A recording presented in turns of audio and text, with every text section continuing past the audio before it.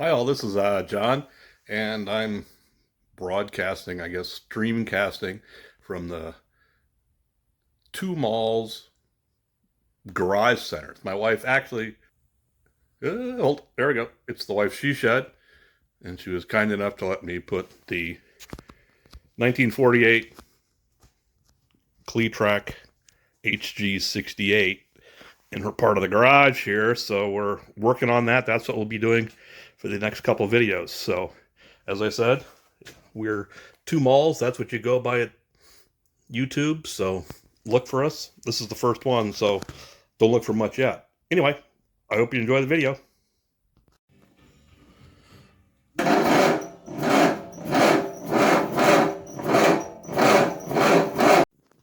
So our 12 volt starter arrived. So now it's time to take out the old 6 volts. So according to the manual, it's like you disconnect the cable and then take out these 3 bolts and slip it out, and there you go. So let's see if the manual is very accurate or not.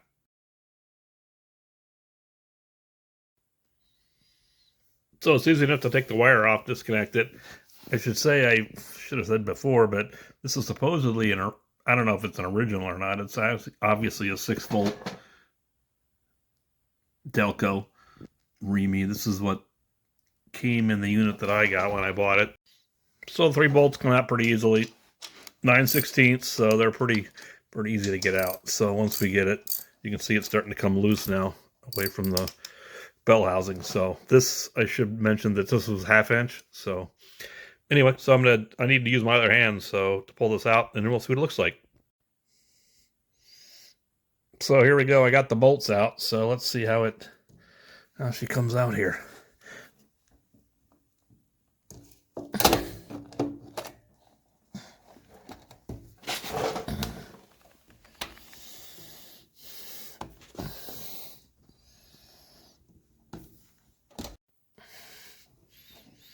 So I just need to work it a little bit more and get it in a little bit more. There we go. So that's what my 6 volt looks like. As you can see, it's got the Bendix and the spring there, and it's got the castle nut at the end. So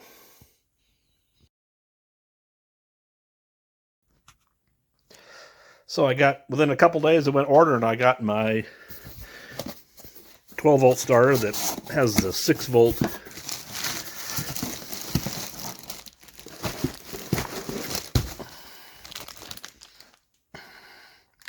from olivercrawlers.com. Came super quick, so it looks like, and let me get this out of the bag. So here it is, thing of beauty, beautiful aluminum. Got the wire there that we'll have to connect to right here. So anyway, you get an idea of what she looks like, and it's a beautiful piece here. So we'll put this baby in and see what it looks like.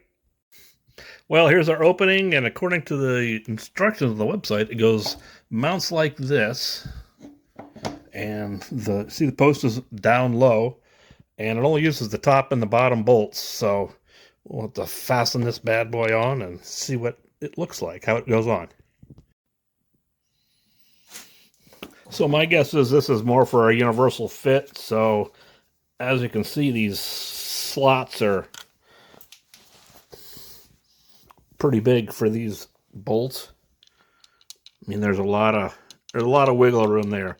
So I'm going to put some, I'm going to use some grade 8 washers in there too before I do this. So let's see how this goes. Well, it mounts in there really nice. Once you get the first bolt out, you can move it around, and you can see, you feel when the face is right, when the facing in the bell housing and the starter match. So, and once you get it there, good tight fit. So then we'll tighten our bolts down here.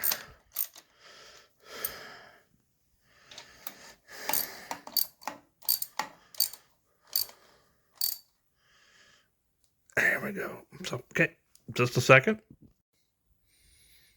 We got our new starter here. So The next thing we got to do is the wire. There's a wire that goes to the solenoid. It comes just a bare wire, so I had to add an eyelet here at the end, and I shrink wrapped it. So I'm gonna pop this baby on. So this will go here. If I can, there we go. And it clips in right above here. So let's see if we can't here.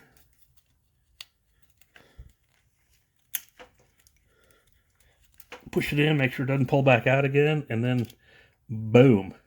So this is where this goes. And then I need to get my wire here. The starter wire that actually comes from the start button. I'm gonna have to twist it around and put the washer and the nut on that. Unfortunately, again, it's one of those things that I need two hands to do. So take a break, and when we look at this, it'll be done, hopefully. So here we are. So what I did here is I put the major cable that runs from the starter button behind, and then added the one that goes to the solenoid in front of in front of this big one. And then I also put in, as you see I always do, I put in another grade 8 washer just to keep everything together better. And you see that on the actual nut, there's actually a split washer. So a lock washer is actually part of the nut here. So now we just need to tighten it up. Get the ratchet turning the right way first, I guess.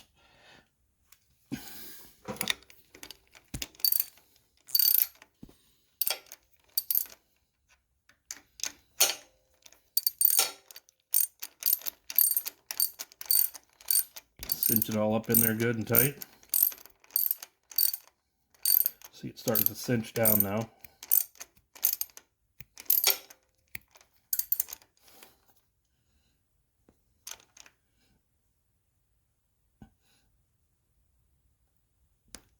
Tight, but not too tight. You know how that goes. So there we go. We got the wire connected now. We'll have to go. Okay, here we got the battery connected, 12 volt. See the starter. The old standard starter button. See the cable goes down to the new starter. So let's hit that button and see what happens. We have contact.